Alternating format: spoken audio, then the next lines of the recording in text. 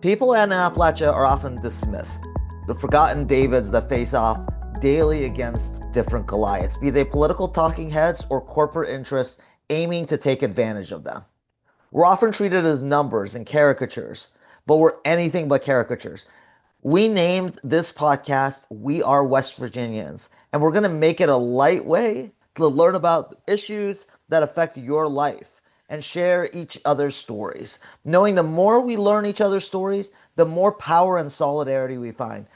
I'm Ace Parsi, and I'm running for U.S. Congress. Welcome to the We Are West Virginians podcast. This podcast is one of the ways that I get to learn and share your stories, your challenges, and your solutions to overcome the Goliaths that do us harm. Today, I am joined by one of my dearest friends, Travis Twigg. Travis has been a long haul truck driver for 14 years. For the last 4 years, he's been an owner operator, and he primarily transports steel, shingles, lumber. So, Travis, welcome to the show. Hey Ace, how you doing? I'm doing good. So, for those people that don't know the life of a long haul truck driver any more than just passing them on the road, tell me about you and Sure. your experience and what they should know. So I was born and mostly raised in West Virginia, but I currently live in Morgantown with my partner Katie. I actually went to trucking school in my early 20s. I was in, one of those situations where I didn't quite know what I wanted to do. And, I think everyone has seen the commercials where it's, make good money, see the country. There was actually a program that paid for my trucking school, which 20 years ago was about $6,000. Covered everything I needed to get my CDL. Was a company driver for about, like you were saying, about 10 years, and finally decided that it would be a good time to buy my own truck and trailer.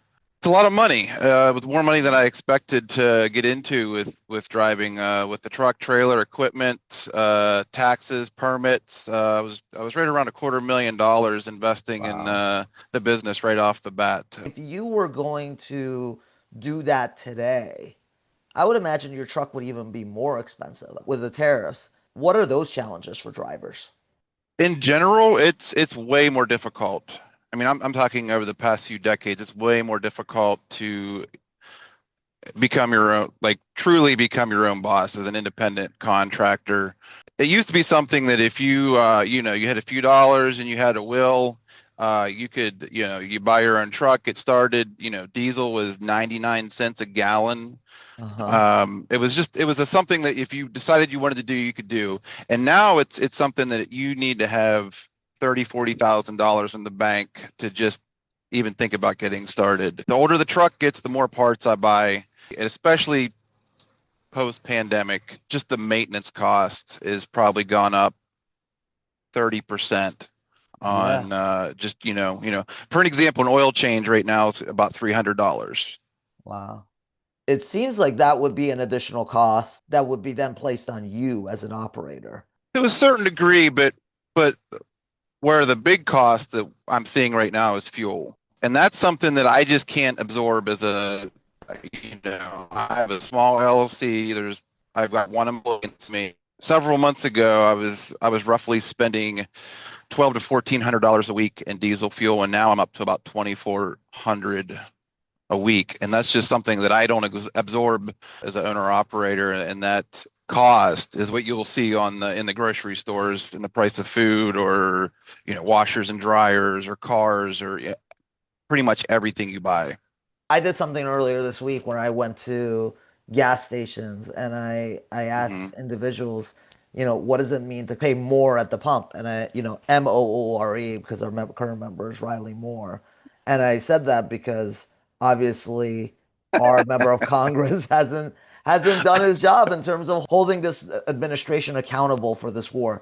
This is not a natural disaster. This is a man-made It, disaster. sure, And sure. what we think about is the price that every West Virginia has to pay at the pump, but you're also paying that, as you're saying, in the grocery store. So, and you're paying that, if you're building because you're transporting, Hmm. steel, you're transporting shingles. Like if you're building a house and you want to, buy your first house, you're paying that as well, that fuel surcharge, because the transport is going to be more. Yeah, absolutely. What we're also highlighting here is that the challenges didn't start with the Trump administration. They've been, as you're saying, like coming for decades.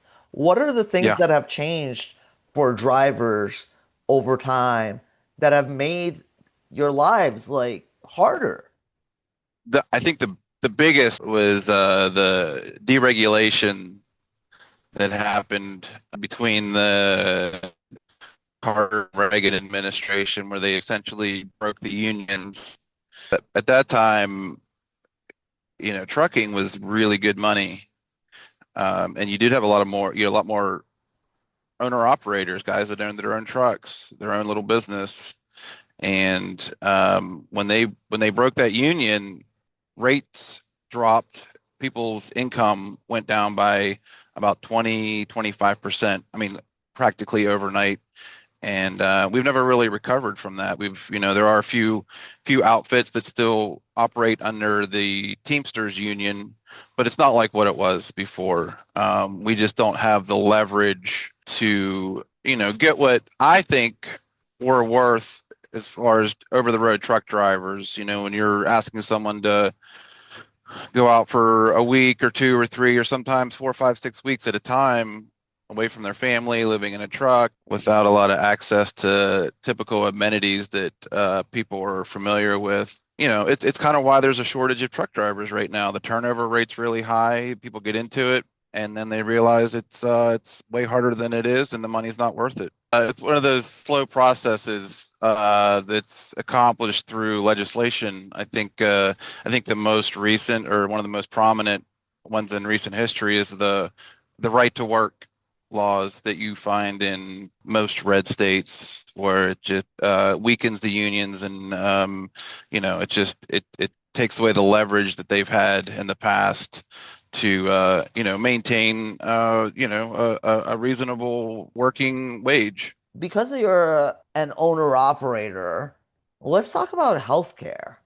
Obviously what's happened over the course of the last year and a half, 2 years, has made healthcare a lot more expensive. Can you talk that has that impacted you as an owner operator? Yeah, absolutely.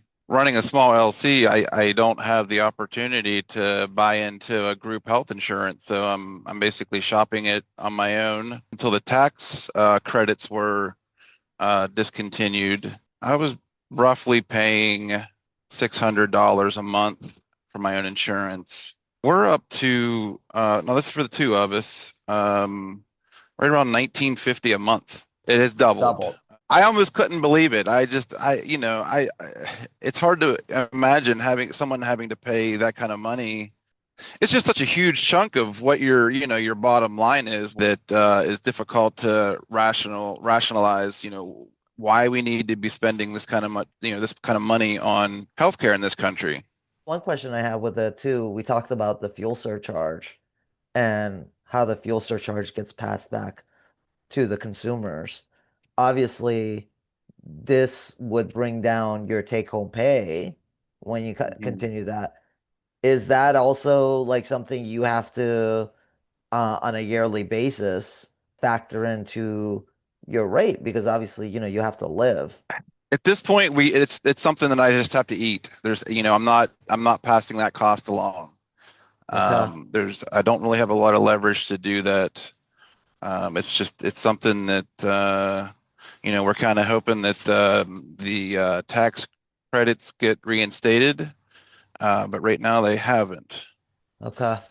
Yeah. No, I mean that's what I plan to fight for. And obviously like this our healthcare system is a disaster, and even the tax credits were a band-aid, and we have to really transform our Yeah, healthcare system just correct. Yeah, bigger. But yeah, I mean having to pay double, like hardworking people that are, yeah, away from their families for half the week, that's a problem that we have to address.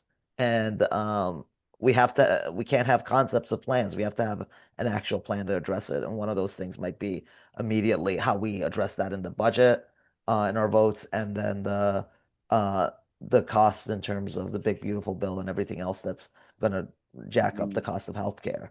Let me go back a little bit now to tariffs. What Mhm. are the impacts of tariffs on your profession and on you? It really scrambled things for us for a while. All of the ports that we used to haul out of, those guys got really slow. The rates dropped. It didn't it didn't really do what it was promised, which was to bring manufacturing back to the U.S. And I think everyone can agree that that would be the goal, to have, high tech manufacturing jobs here in the U.S., but it just can't be accomplished by these tariffs overnight. Someone's not going to tear down a factory overseas and bring it to the U.S. in a matter of months. These are kind of things that would take years to accomplish. I didn't see any benefit for our industry or for manufacturing. It just made it really difficult for people that rely on these raw goods to continue operating their business as usual. A lot of uncertainty. When you have uncertainty, you have people that don't want to spend money. It was tough for us because during that first 6 months, everyone was holding their money tight. No one was spending any money, which in turn slowed trucking down, which dropped the rates. I just at this point I haven't seen any benefit from them, and I'm hoping that something turns around with those. We're talking a lot about affordability with regards to choices. Like, how are Yeah. your choices constrained or expanded in this economy? I'll give you an example. If you've got 5 or 6 people manufacturing that radiator you need, there's some competition there. And what I've seen, even over the past 5, 10 years, is that larger companies are buying up the smaller companies. And once they have all the smaller companies underneath one roof, they pretty much dictate the price of that radiator to the customer. Over the past 30 years, we've really stopped enforcing these laws that prevent these kind of monopolies, these antitrust laws. When you're doing that, you're taking away the consumer's leverage of choice and their power to decide what they want to buy and where they want to buy it, who they want to buy it from. And it's a shame, but that's kind of where we're at right now. You take away your leverage in terms of being able to buy different parts, these antitrust laws that have not been working. You talk about your leverage in terms Hmm. of unionization, that's gone down, so you have less leverage Hmm. there. Then, obviously there's things that are happening externally now, be they the tariffs, be they a war that's driven up diesel prices. Most people that I talk to in West Virginia feel like there's there's something happening in the world that they just like increasingly have less and less control over. And I'm hearing that in terms of truck Hmm. drivers' experiences. Is that fair? Am I hearing that all right? No, you've nailed it. That's exactly what it is. I mean, you hear the term rigged all the time, and I think it's reasonable to think that our economy is rigged for the ultra wealthy. We're just trying to find someone to represent us, the working class. Are there other issues that are affecting your life that are just like major weighing on you? I know that we haven't even talked about roads. We all West Virginia has really crappy road. But any other issues? Are there any other things that we haven't talked about this morning that you want to raise? Within the trucking industry, there's a high demand for drivers. That's kind of leading to environment where we're getting less qualified drivers on the road. We do have some standards and some regulations that just seem like they might be ignored a bit. And the idea that we can, get somebody to fill that seat and get that freight moved. But I see it with my increased insurance rate. Accidents are up. I see it with the amount of guardrail replacements going on out here, that we've got guys out here that just really aren't qualified. These trucks weigh as much as a train, and there's a lot of responsibility that comes along with that. So, I would just like to see the standards that we already have enforced and met. And when there's bad drivers out there, it makes us all look bad. And I mean honestly, it's your life, but it's also all of our lives when that happens. In my field with the flatbedding, we've actually seen a lot more incidents of loads falling off of trucks. I do a lot of steel coils out of Pittsburgh, and just there are and you see it all the time. And you're in the mill, you're chaining down, and you see a guy that's like, that's not quite it. They need to be safe out there and keep everybody safe. We can better the industry by just holding everyone to the same standard. Got it. Thanks so much for your time, Trav. I know we lost the it was spotty internet at some points, but I think the conversation was really worth it. And I really appreciate you taking the time today on the road to talk to me. I feel grateful for your friendship, but I also feel grateful for that we have like really skilled people doing the work that you're doing. Yeah, and I appreciate that you're showing interest in these various different type of issues out here, and I'm looking forward to having you as a representative. All right, bud. Stay safe. All right, take care, Ace.